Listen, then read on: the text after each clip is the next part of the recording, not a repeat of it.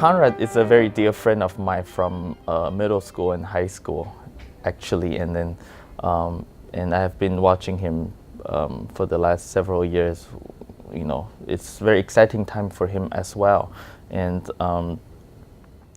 not only he's a great pianist. I mean, he was a fabulous violinist too. When he was at Juilliard Pre-College, he was double majoring both instruments, and when this idea came through of a commissioning. He has been someone that I have always wanted to commission, not only because I really believed in his music, but also the idea of having someone who's closer to my age, and also have this collaboration with the federal competitions, to be able to associate, to identify with similar age groups, and then to be able to exchange ideas in that setting is something actually quite exciting, and something that maybe a senior musicians may not have been able to identify as much as with young students. So so when I brought up the idea of Conrad's commissioning, I remember it was a conference call, and then I heard on the other side was like silence from Samantha and Jenny, and then I says, "Is this a good idea?"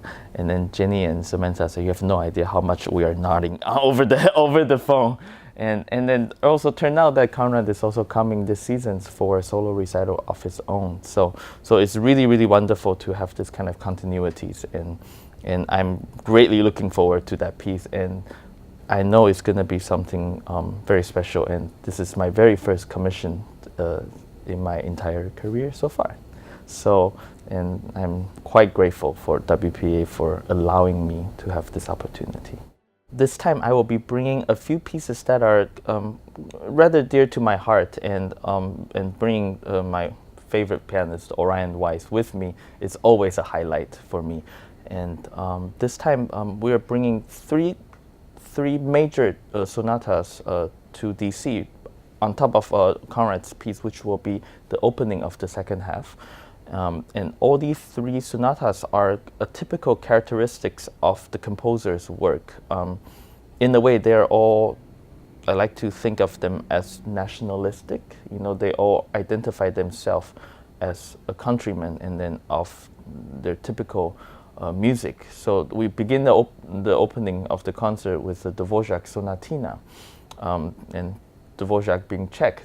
In the second movement, in the third movement of the piece, you hear a typical Czech folk dances, and it's a piece that he wrote for his daughter. Actually, this is Opus 100, and it's a gift for his daughter. And then we move on to the first half with probably one of the big monumental Russian epic work of the violin and piano repertoire, which is the F minor sonata by Sergei Prokofiev.